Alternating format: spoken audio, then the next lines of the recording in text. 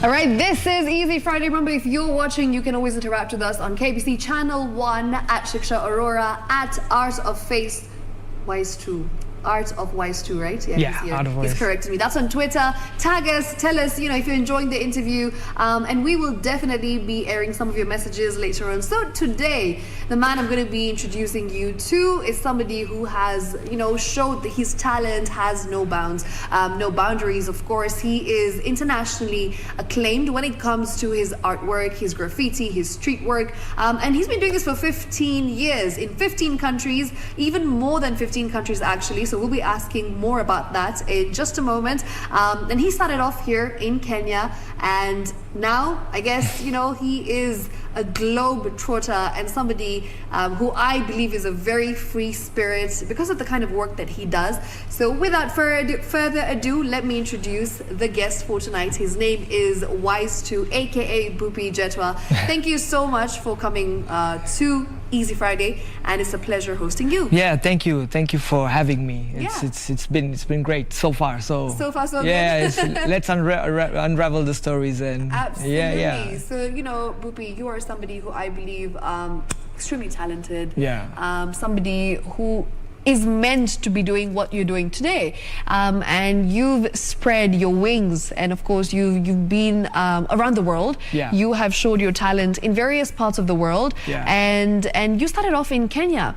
So did you always know that you wanted to be an artist? Because we're having a conversation and you mentioned that you didn't even take art in school. Yeah, that's true.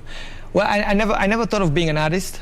Of course, there's that element of being an artist. It's there. It's you just have to tap into it. This is something that I was trying to look throughout my life. So I think I got the right kind of variables or influences or exposure, so that allowed me to experiment more on my art. Yes. And I think that is where I said, you know what, this is something I really want to pursue. Yeah. And also with coming into graffiti and street art, it's not that the same medium like fine art where you could do it in the studio and then be okay. You can be in a space for 6 months and not leave that space.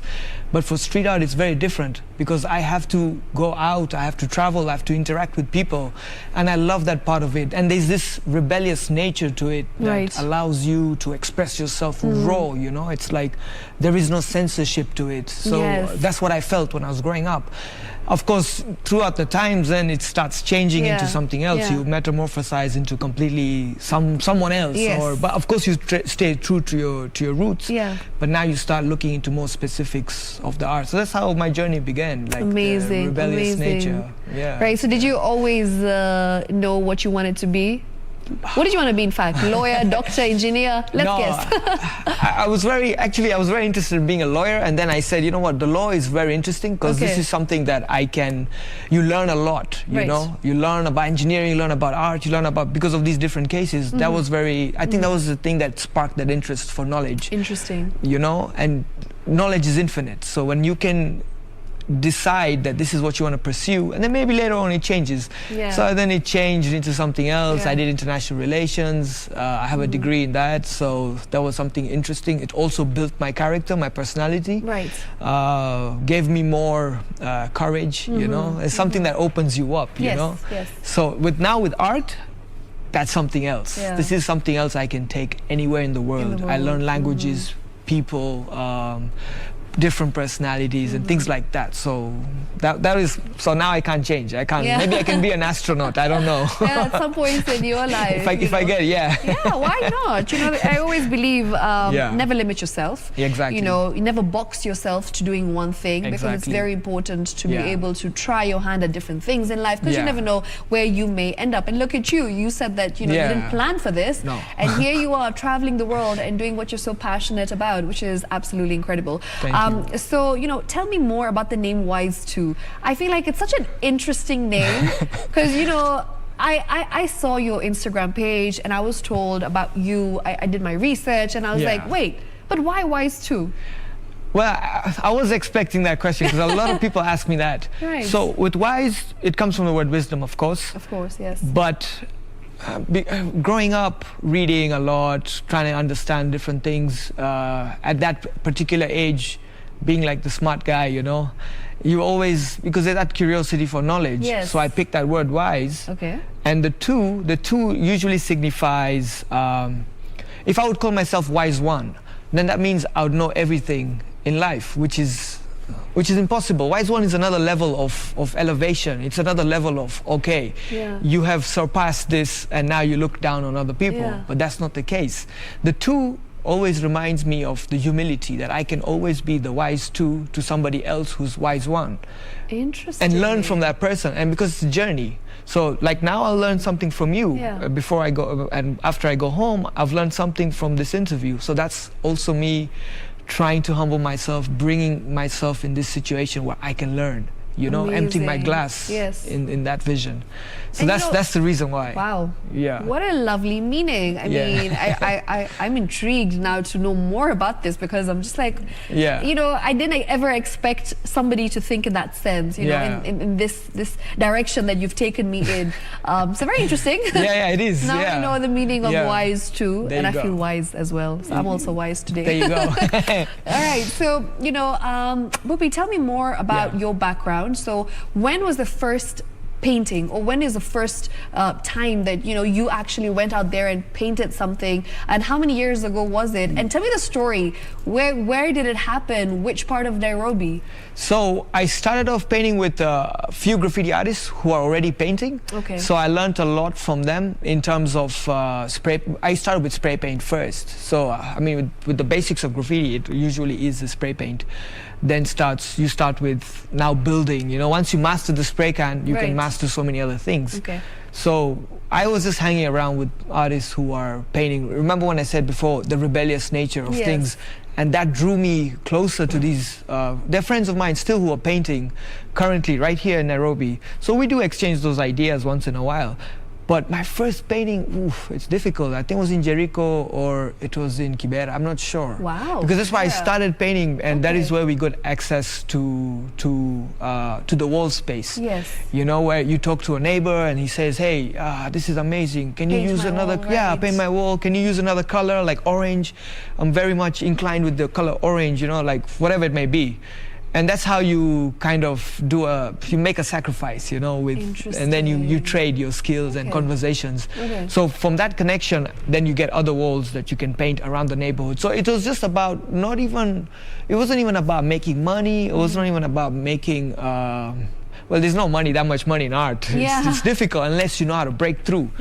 But it was just about the passion, just to put it out there, to practice, you know, go home and say, hey, you know what, I'm going to try different things tomorrow or the day after, the week after. And that was how it started. But I can't remember, it was in 2005 or 4. Wow. I can't really recall. Yeah. And I mean, the fact that you've actually mentioned that there isn't much money in art, because I was getting there. And I wanted to ask you, when did you break through and when did you make your first fat paycheck? Because I'm very curious to know, because you do realize that artists, at the end of the day, they're not really paid as much as they should be, because the time, the effort, you know, the skills that go into coming up with this beautiful piece of art, it takes a lot, right? Mentally, physically, emotionally. And I feel like it is a skill set that's very undervalued. And moving on, of course, unless you break through and you end up, you know, making that $1 million check, which some artists do at the end of the day. But being a graffiti stroke street artist, when did you make that big breakthrough? I mean, I think there were small breakthroughs that built to the big breakthrough internationally. So when did you go international? Let's put it that way. 2012, I think 2012, 2013. I did a big. I painted at a big festival in New York, in upstate New York, in Rochester, which was nice because it had a lot of artists, international artists, 35 artists. These are people who've been painting for a long time. There's artists that I painted with that I looked up to. I never knew that they existed until I got into painting graffiti. And it was amazing. This is from the days when they were painting trains in New York. That's where graffiti had started. Like, it picked up from there. So the trains would go 5 boroughs, and they would call it Old City. So they would go Manhattan, Brooklyn, Queens, Bronx, and then back. Like that. Those are the kind of people I painted with. So that was my first breakthrough, and I understood that if I surround myself with this, even if it's not just for the commercial value of my art, it doesn't matter. Like, the thing is, if you focus too much on the money, then your art can get very diluted. People will control what you do. And for me, I'm very rebellious. There's no way I would let somebody control my work. Of course, there's a way of moving around, but control the entire concept is difficult. So it's trying to stay true to your roots. So with that in mind, I just said, let me focus on the craft and let the money be the byproduct. You know, it comes as so money is secondary. Yeah, it comes as a by the way. You know, you have this like a footnote. Interesting. So I mean, I don't think you will understand how talented this man is until you see it for yourself. So I'm going to ask my director to just play some of his work. He's got some beautiful videos, a compilation of some of his work. So if we can get that on the screen, I would really appreciate it, just so that we can see the magnitude of Wise 2's work. Yeah.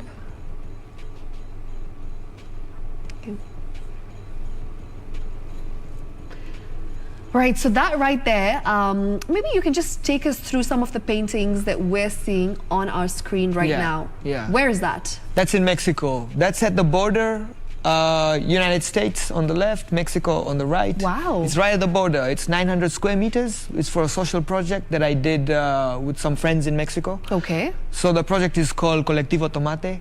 And it was really interesting. It was desert-like condition. It's cold, it's hot, it's windy. You're on that cherry picker. I drive it, I bring it down, I paint all three murals at the same time. Amazing. So, and how long did it take you to complete that? 3 weeks, because I had a friend who was in the corner. If there was a mural that's just started, it was in the corner. So we were shifting 2 days, 2 days, 2 days.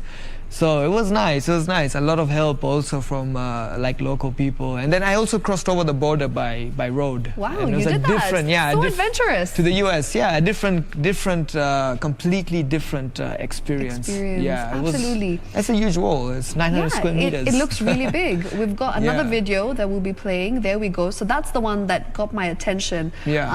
I have to say the final product of that. Yeah. Blew my mind. So maybe you can tell me the story behind that. So it was a private. It's a collection. For a collector. It's a private piece. It was trying to connect Canada with the African roots.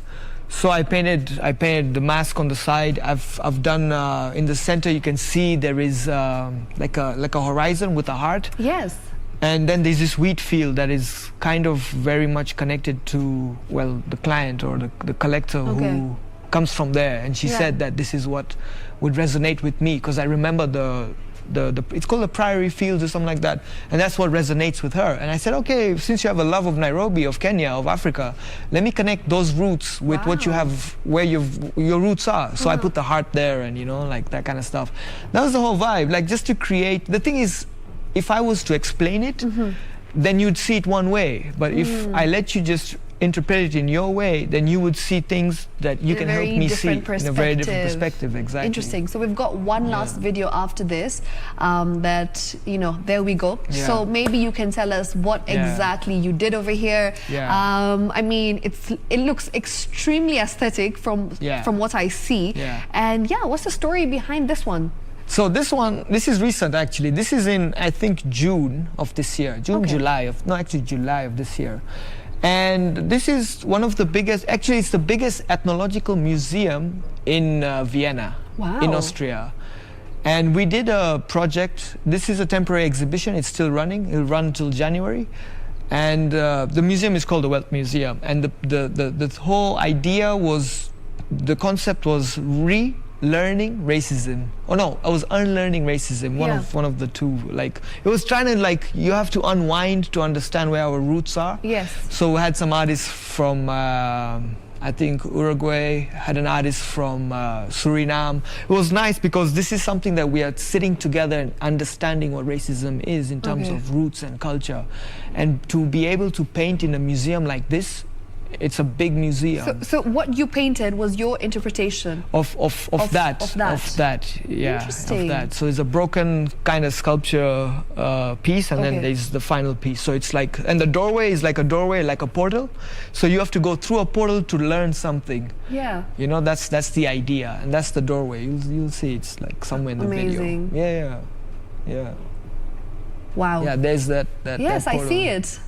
And it's on two sides, right? It's on two sides. So one is like just grayscale, broken like a sculpture, and then the other side it's fully colored and just there's not that sculpture feel like it's breaking. Beautiful. Yeah. I've always wondered what goes on in an artist's mind, and today I'm able to like immerse myself into your world and how you know you bring these visions to life through your art, which is just absolutely incredible. And you know, let me ask you a question. Okay, this is something which I've always wanted to know.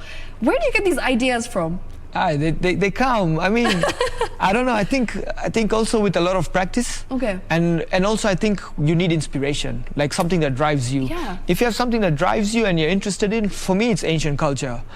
I am very much interested in ancient culture and connecting that with our roots today. So if I can do that, then I can easily get inspiration because there's so much. There's a plethora of information, ideas, visuals that I can, of course, not pick and use, but inspire myself and recreate it in my mind and then bring it to existence. So that's what I do. And that's where it comes. Like, you just have to keep practicing at it, you know? It's like any skill that you want to get good at, you have to be willing to give your, like Leonardo da Vinci said, 10,000 hours. Yeah, so how many thousand hours do you do? So many hours, like... In a day?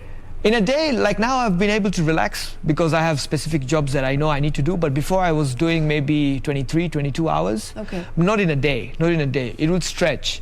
But for a day would be, I don't know, 12, maybe 15. Wow. Yeah. That's how much practice goes into... That's the beginning phase. Amazing. Yeah, now it's more relaxed. Okay, now because you're... Now it's 8 hours. Master. You're a guru. No, not yet. I wish. Will you ever open an academy at some point? Yeah, maybe if I get the right finances for that. Yeah, but this is something that I would love to, even not even the finances, like just taking it to high density areas. So when I travel, I also go to places where they don't have art or like hard neighborhoods and teach like kids. But these are very hard neighborhoods. These are neighborhoods like you don't want to visit when you're on a touristic trip. You know, you can take photos of a nice space or statue or something, but these other neighborhoods are difficult. So if when I travel Mexico, Colombia, it's like trying to bring it to the people, and that's where the engagement comes. So you find kids learning, and then they send you photos later, or the mom says, hey, look what my son did. He's only 8 years old. Can you guide him or train him or something like that? Oh, when I come back to Colombia, then we can talk, you know, like stuff like that. Amazing. Yeah. It's amazing how you've managed to learn so much in this journey of yours and the exposure you've had with different people. And I feel like it just, as you said, it grows you, and of course it opens your mind and your outlook on life. What's been the most, what can I say? There's a word that I'm looking for, but like something that has changed your life, an eye-opener for you, an experience that just really blew your mind in one of these countries that you visited. I wouldn't say one experience, I'd say a combination of experiences. I have a very closeness to Mexico. Okay. And for me, Mexico is something that I love because in terms of food, the people, the culture, the murals, the artists that Mexico gave birth to, that inspired a whole range of rebellious, amazing muralists. That has inspired me. So every time I visit Mexico, I've been to Mexico 5-6 times. In like, I think 2 years. And this is something that I love. Whenever I'm there, I feel connected. I feel like that's my place. So every time I'm doing something, it's an experience. Amazing. Like taking the subway, it's an experience. You know, eating food in Mexico is an experience because it hits your senses in so many ways. It's just not only the taste, it's not even the feeling, it's also the visual. It's so many other things, you know. It's very visually appealing and inspiring. Exactly, with colors and food. Vibrant place. Vibrant, exactly. And it's full of life, you know, and that's what I like. And they've got a very rich culture as well. Exactly, and that's what I like to celebrate. Of course, this is from my travels. I've traveled to many parts of the world and I pick interesting things. But so far, Mexico has been like the cornerstone of the cornerstone. Nice. So what would you say is your art style? You know, like a lot of artists have different styles. So what would you say is yours?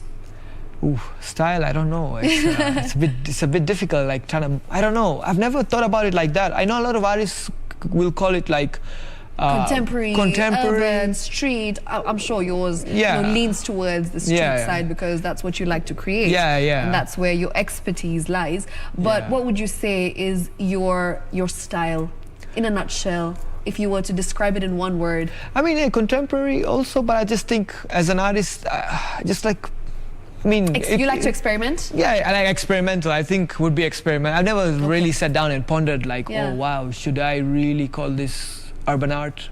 I don't know.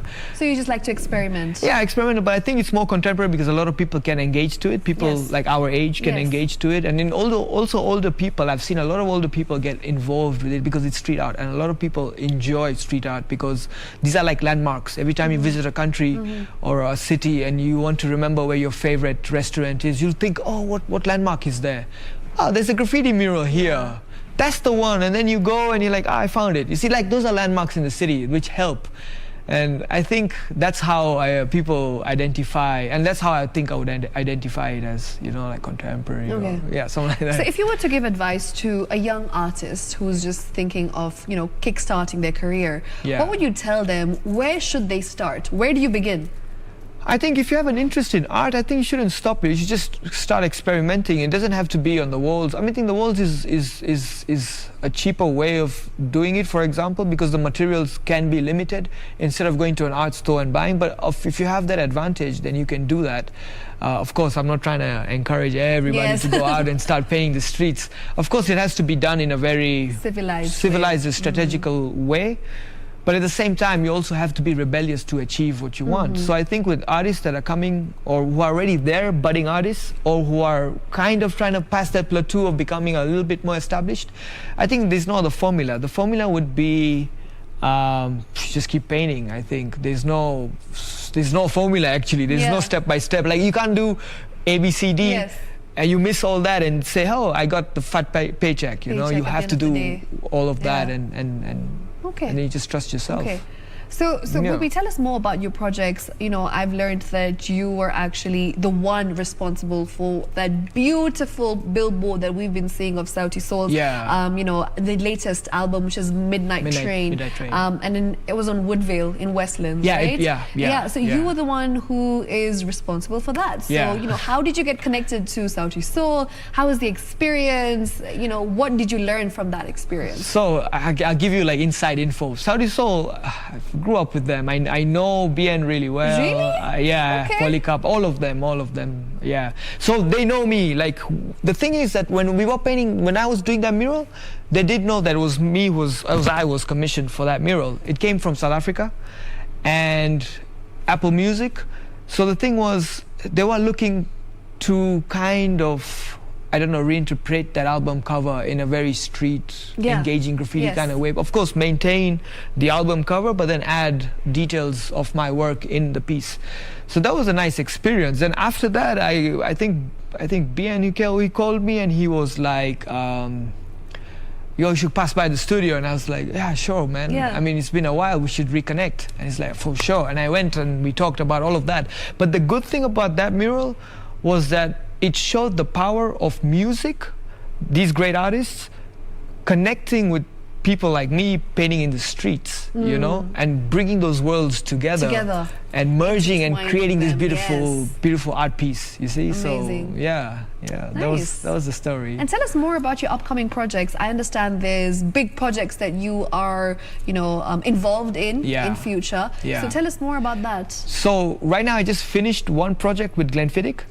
And it was like the 26-year-old whiskey, the Grand Couronne, which is grand. Like it's 26 years, and it's really, I think it's really special. It's a milestone. It's a milestone. It's a very special whiskey, especially because if they can decide to collaborate with an artist like me, and from the world it's 19 artists. Right. So I happen to be one of these artists who collaborated on the sleeve of the bottle, of the box itself. But the thing is, it was just not a sleeve. It was an art piece. It was trying to bring the craftsmanship of Glenfiddich and Wise too, and merging them and creating this world of like the harmony of art, you know, because both of them have the process. Amazing. So that was one of the projects. You were part of one of 19 artists. One of 19 artists. That's insane. From around the world. Around the world. So lucky me. Lucky you indeed. And you happen to be Kenyan. So I happen to be Kenyan. that you've been a part of projects from 15 countries or even more, right? More, I think. You've traveled right to more than 15 countries. Mexico is closest, to your heart. Yeah. So maybe you can tell us about the most difficult and most challenging experience you've had in one of these countries, and how you encountered these hardships painting in a random country that you've never been to. Yeah. So maybe you can tell us more about that. I think I wouldn't say it was in the beginning was a hardship. I think painting in Colombia was very difficult. Okay. But was also fun. One, that I went to Colombia with no knowledge of Spanish. And imagine just trying to get by with zero knowledge of Spanish, where everybody, predominantly, I would say 99% language of the people, barrier must be one of the biggest issues. Insane. Like trying to have, so there's one time I painted under the bridge with a friend of mine, Yeah. and he doesn't speak any Spanish. We just connected with the art. Wow. All we were doing was just like sign language or trying to tell, like, You couldn't communicate, No. but you were just, But we were painting. We painted, I think, 3 murals together. That's amazing. And no English, no Spanish, just communicating. If there was someone who translate, but we were together. Sign language interpreter. Like, like, hey, and then we would be like, like cool or whatever. And that's how it was. But that's a hardship because at that time you don't see it. Yes. But later on, when you sit back and you reflect, you say, oh, that was tough. I can't believe I did that. In Spanish. How did I manage? We created like beautiful artworks, and it was all because of art that we connected. So the language was not the barrier then. It just disappeared. We didn't even think about language as a barrier. It was just connecting with the art. That's amazing. Yeah, it was fun. Let's bring it back home as we wrap up. Here in Kenya, I've seen the scope of work, the potential that street art, has in these past few years. Yeah. There's been an evolution in terms of street art. Back in the day, it wasn't that big. You'd see it at some places, some walls here and there. But now there is like restaurants, and there is different places where you just see entire walls. And the concept has changed. So do you think in the coming few years it'll be more appreciated and more valued, street art that is? Yeah, I think it will, but I also feel like artists need to stand up for themselves. Okay. Because there's a lot of times where you deal with, I'm not even saying about Kenya, I would say just in general. Right. Because most people wouldn't want to understand what art is. Why would I spend this kind of money and to buy a painting? Or hire you to paint a big wall for me in my restaurant or in my bar or in my house or whatever it may be. The thing is, people like to get it printed out and paste it, and the easier way and the cheaper way. But the thing is, you need to understand, art is very divine. The two things I would tell people, that God speaks to you through two things. One is music and the other one is art. And actually it's supposed to be 3. It's supposed to be mathematics. Okay. Maths. So, but that's, for this case, it's music and it's art. So if you can find it deep down and say, look, I'm going to sponsor this artist, I'm going to help this artist, or whoever it may be, just to push. And I think it will become a better industry, because look, music probably 5-10 years ago was different to what it is today. People are making moves. Just here in Nairobi in Kenya, people are making moves. Same thing with street art. I think people can still make moves and pass. There's a long way to go, message. But I feel like we've started. No, we've started. Yeah. I've been there. I mean, so that's the thing. You just have to trust this artist, or trust that relationship. Yes. And see how you can build. And trust the process as well at the end of the day, as cliche as it sounds. But thank you so much. You're welcome. Thanks for having me. I had an amazing time having this conversation with you. It has been an eye-opener, I must say, because there's so many things that I've learned today through you. And I feel wise too, if you know what I did there. I see you. You see it, right? Yes. That's good. It's been amazing. Once again, thank you for coming to Easy Friday. Bupi Jetwa is the name. Wise too is what he likes to be referred to as. And we really do wish you the best, and hopefully you can have your art in all parts of the world, every country. That's the mission. That's the mission. Indeed. Thank you. All right, so if you were watching, I hope you enjoyed that, and remember, keep interacting with us. Tell us where you're watching from. The hashtag is Easy Friday. If you were inspired by him, by his words, by his art, talk to us and tell us how you enjoyed the show, and we'll make sure that we have such inspiring conversations every Friday at 9:45 right here on KBC Channel 1. Good night, take care, have a fantastic Friday night. Shiksha Arora signing out. Cole Jacks up next with Disco Funk.